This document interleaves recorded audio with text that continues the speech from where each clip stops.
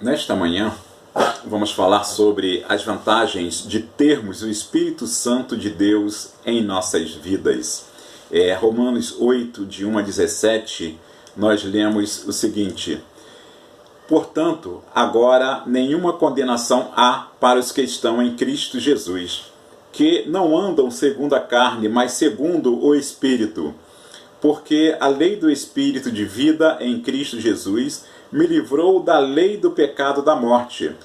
Porquanto o que era impossível à lei, visto como estava enferma pela carne, Deus, enviando seu Filho em semelhança da carne do pecado, pelo pecado condenou o pecado na carne, para que a justiça da lei se cumprisse em nós, que não andamos segundo a carne, mas segundo o Espírito. Porque os que são segundo a carne inclinam-se para as coisas da carne, mas os que são segundo o Espírito para as coisas do Espírito. Porque a inclinação da carne é morte, mas a inclinação do Espírito é vida e paz. Porquanto a inclinação da carne é inimizade contra Deus, pois não é sujeita à lei de Deus, nem em verdade o pode ser. Portanto, os que estão na carne não podem agradar a Deus. Vós, porém, não estáis na carne, mas no Espírito, se é que o Espírito de Deus habita em vós. Mas, se alguém não tem o Espírito de Cristo, esse tal não é dele. E se Cristo está em vós, o corpo, na verdade, está morto por causa do pecado, mas o Espírito vive por causa da justiça. E se o Espírito daquele que dentre os mortos ressuscitou a Jesus habita em vós, aquele que dentre os mortos ressuscitou a Cristo também vivificará os vossos corpos mortais pelo seu Espírito que em vós habita. De maneira que, irmãos, somos devedores não à carne para viver segundo a carne, porque se viverdes segundo a carne, morrereis, mas se pelo Espírito mortificardes as obras do corpo, vivereis. Porque todos os que são guiados pelo Espírito de Deus, esses são filhos de Deus. Porque não recebeste o espírito da escravidão, mas outra vez estardes em temor, mas receberdes o espírito da adoção de filhos, que aclamamos Abba, Pai. O mesmo Espírito testifica com o nosso espírito que somos filhos de Deus.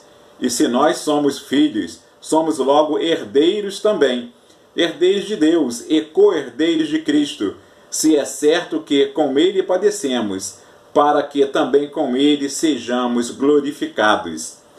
O texto nos fala, do Espírito Santo de Deus, das vantagens, dos benefícios que nós temos em nos tornarmos filhos de Deus. O texto ele é objetivo, simples e de fácil entendimento. O texto fala de como nos tornamos filhos de Deus. Há uma diferença entre ser filho de Deus e ser criatura de Deus. O texto nos mostra os benefícios de nos tornarmos filhos de Deus. Precisamos então entender esta diferença entre ser filho de Deus e ser criatura do nosso Deus. O verso 1, o texto começa nos dando uma ideia de julgamento. Ele diz: agora, pois, nenhuma condenação há para os que estão em Cristo Jesus. Nenhuma condenação há para nós que estamos em Cristo Jesus. Havia uma condenação para nós, sim. Nós estávamos condenados. Você já esteve em algum julgamento para ver como seria, como desenvolve ali aquele julgamento, onde alguém está para ser condenado ou absolvido? Quem já teve essa experiência, entende muito bem o que está escrito. Pois o texto diz: agora nenhuma condenação há para os que estão em Cristo Jesus. Mesmo que alguém te acuse, nós temos Jesus Cristo como nosso advogado. Muitos pais se preocupam em levar os filhos para a Disneylândia, para Beto Carreiro, para lugares onde eles possam se divertir, para praias, lugares maravilhosos. Mas se olharmos para a vida e as coisas que ela nos mostram, nós vamos entender que há lugares melhores do que esse para a questão de aprendizado, para a questão de ensinamento. Escolas levam alunos para museus, para o aquarrio, para parques, para circos, mas considerando algumas faixas etárias, é claro, nós entendemos que um passeio bem educativo para crianças, considerando alguma faixa etária, adolescentes e jovens, seria levá-los não à Disneylândia, não a Beto Carreiro, ou a praias ou a outros lugares, mas se levarmos estas crianças a um presídio, levarmos esta criança a um cemitério, levarmos estas crianças a um hospital, para que elas possam entender o valor da vida, isso será também educativo, e talvez muito mais educativo do que levar a outros lugares, porque elas vão aprender olhando ali a situação, entendendo por que aquelas pessoas estão presas, por que aquelas pessoas estão nos hospitais, por que algumas pessoas vão cedo para um cemitério.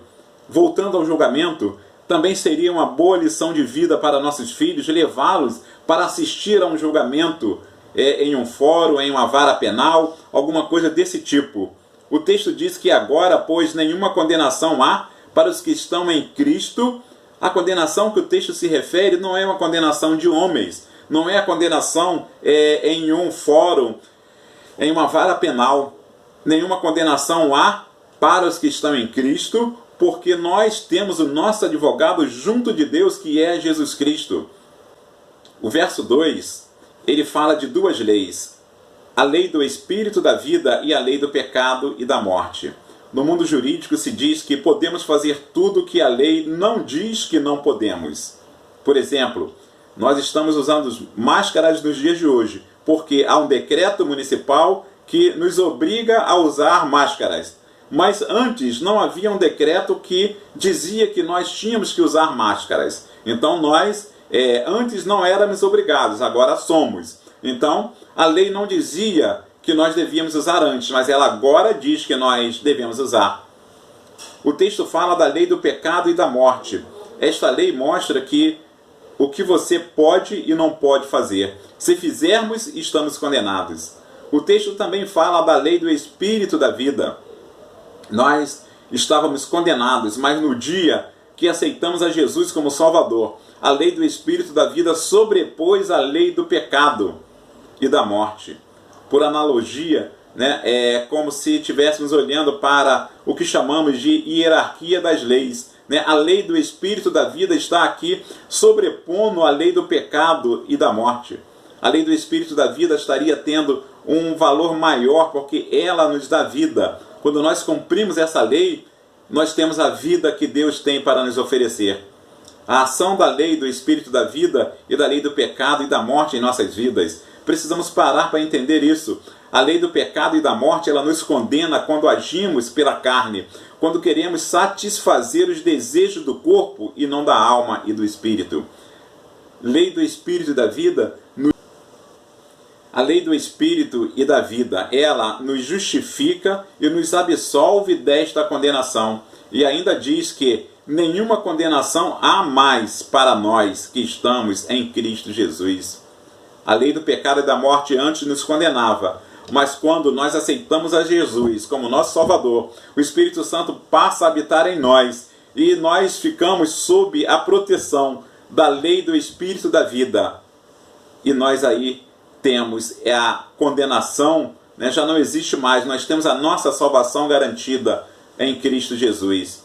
Para que a justiça da lei se cumprisse em nós, que não andamos segundo a carne, mas segundo o Espírito que habita em nós, o Espírito Santo de Deus, que traz para nós o manto, a proteção da lei do Espírito da vida.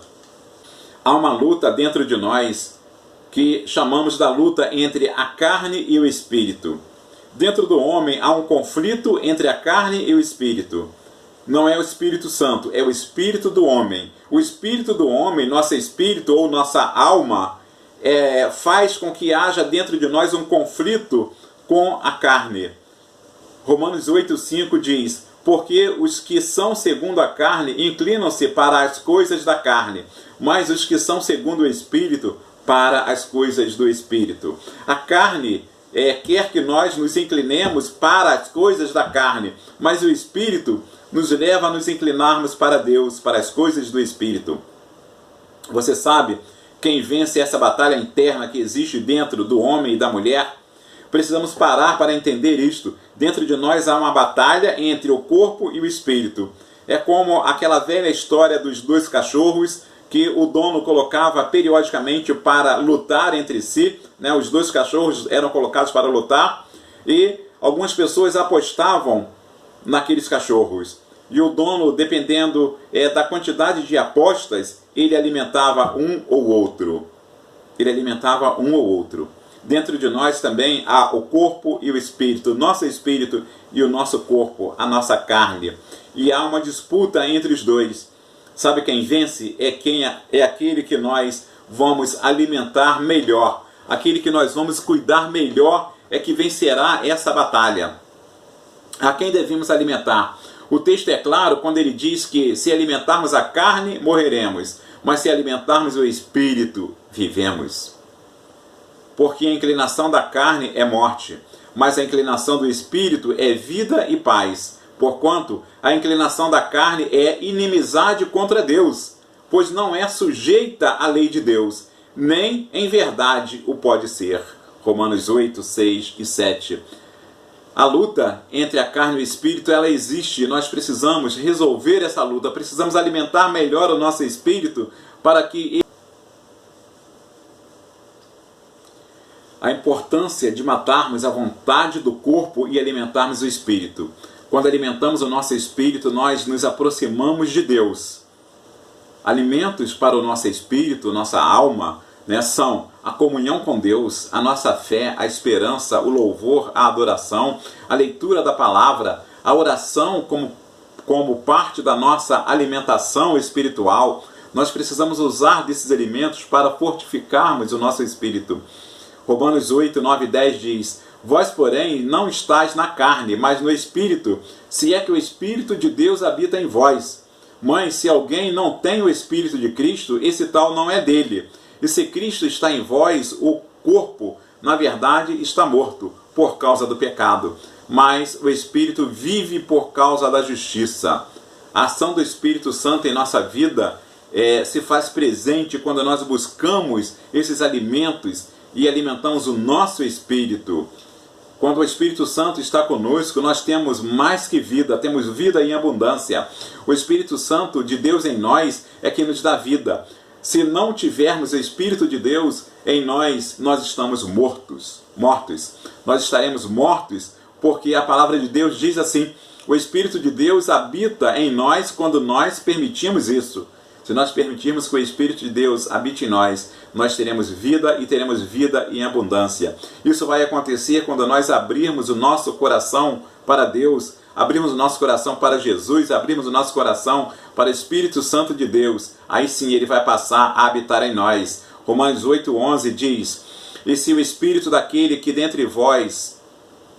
Romanos 8:11 diz: E se o Espírito daquele que dentre os mortos ressuscitou a Jesus habita em vós, aquele que dentre os mortos ressuscitou a Cristo também vivificará os vossos corpos mortais pelo seu Espírito que em vós habita. Então, Paulo nos dá a entender aqui que o Espírito de Deus, ele habita em nós, habita dentro de nós, quando nós aceitamos a Jesus Cristo como nosso único e suficiente Salvador. O Espírito de Deus habita em nós e nos faz seus filhos. Nós nos tornamos filhos de Deus quando aceitamos a Jesus Cristo como nosso único e suficiente Salvador. Aí ele muda o nosso status diante de Deus. Nós deixamos de sermos criatura de Deus e passamos a ser filhos de Deus. O Espírito de Deus habita em nós, ele nos dá vida. O texto nos mostra o Espírito, nos mostra o porquê o Espírito nos dá vida. O texto diz: porque todos os que são guiados pelo Espírito de Deus, esses são filhos de Deus. Ele nos dá vida, porque ele nos torna filhos de Deus. A condição para nos tornarmos filhos de Deus é aceitarmos a Jesus Cristo como nosso Salvador. Assim, o Espírito Santo de Deus habitará em nós. O Espírito Santo de Deus passará a fazer presença na nossa vida diariamente. Ele nos transformará, ele cuidará de nós.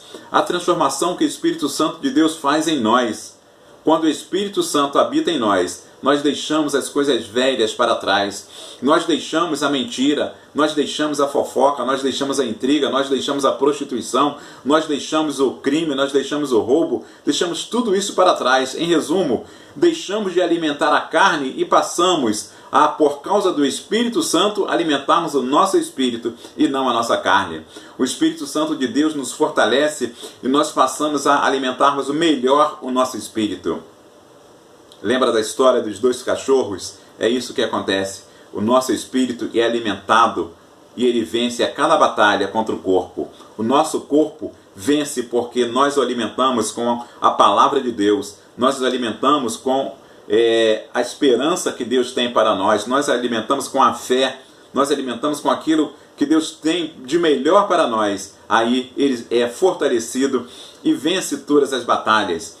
A comunicação do Espírito Santo com o nosso espírito. O Espírito Santo de Deus se comunica com o nosso espírito. É como se um falasse com o outro.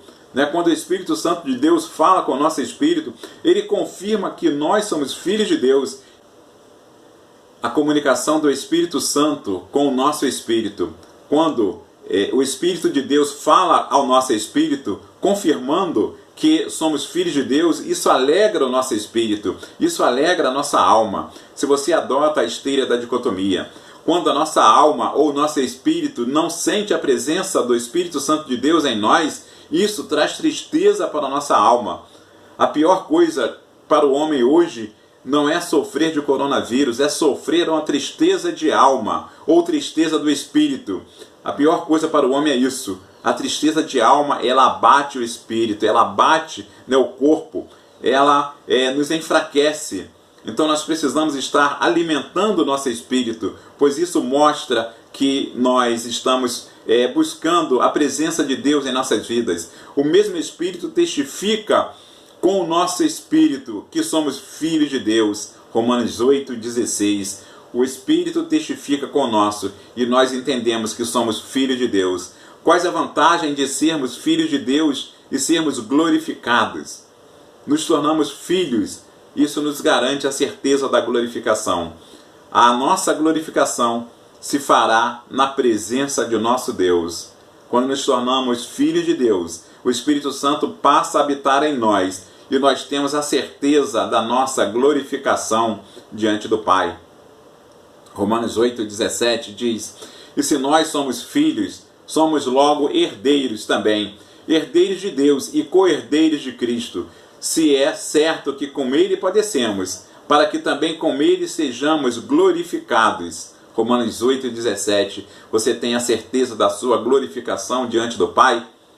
Que esta certeza de sermos filhos de Deus esteja sempre conosco, que a gente possa ter essa certeza a cada dia, que Deus nos dê um restante de domingo abençoado, que nós possamos buscar também a presença dEle a cada instante em nossas vidas. Amém.